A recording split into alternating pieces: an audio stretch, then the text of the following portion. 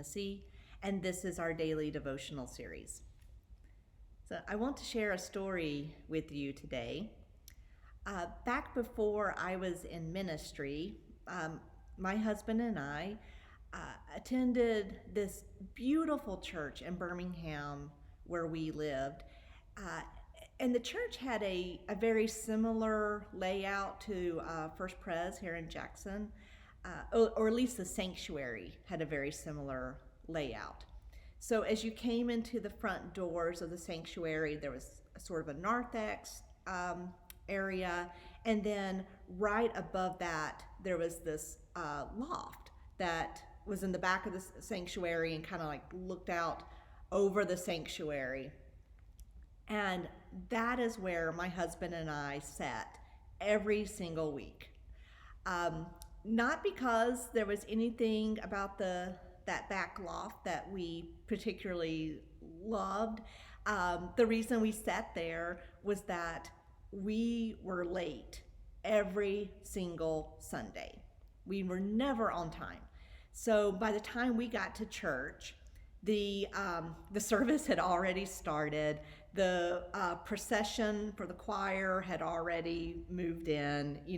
Everything was already started.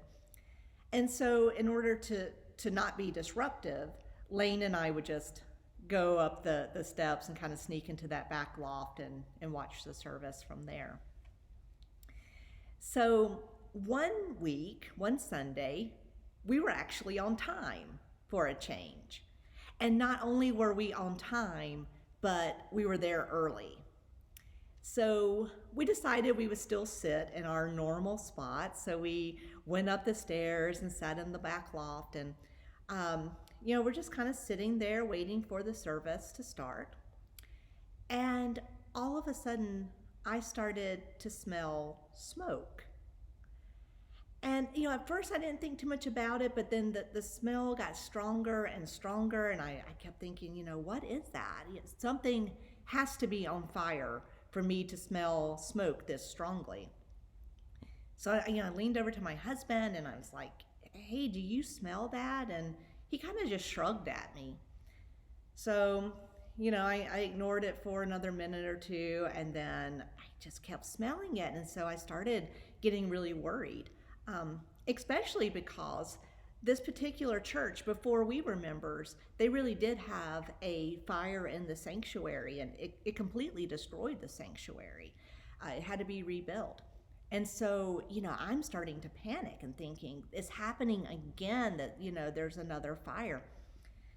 And I start looking at all the other people, and no one else seems to be noticing this. No one seems to be worried. And I'm thinking, what is wrong with everyone?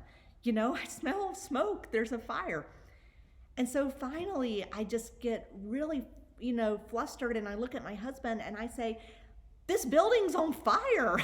We need to get out of here.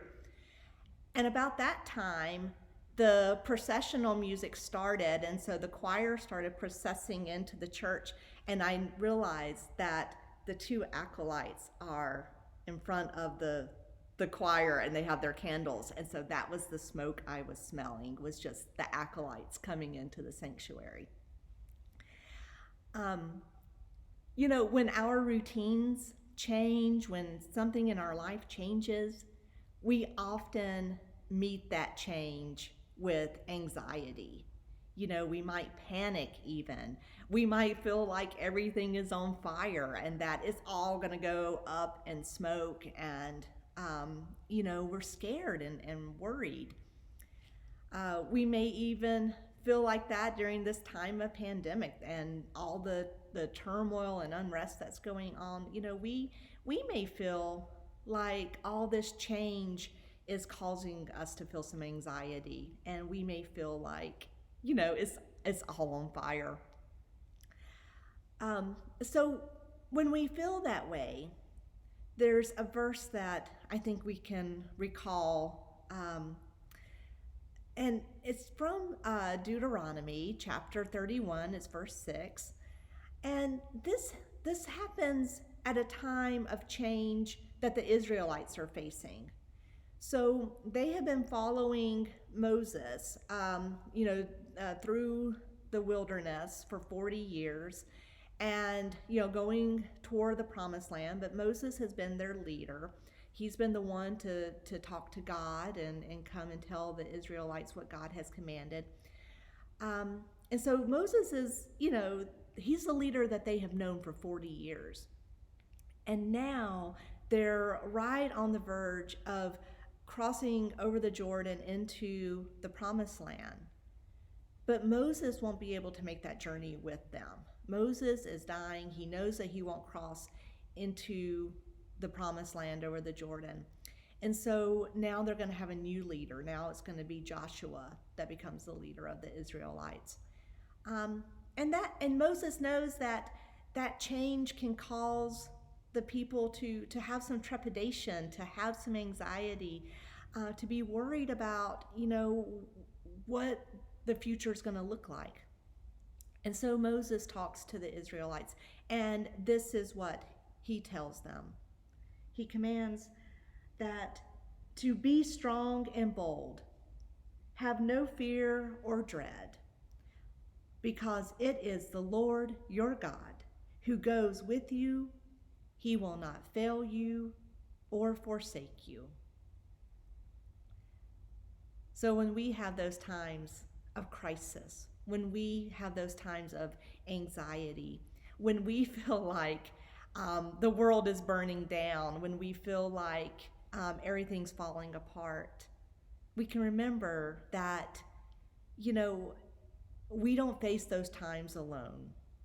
We don't walk this path alone. The Lord goes before us, and the Lord goes with us. And God will neither fail us nor forsake us. So even during times of difficulty and stress and anxiety, just know that God is with you, and those are good hands to be in. Thanks be to God. Amen.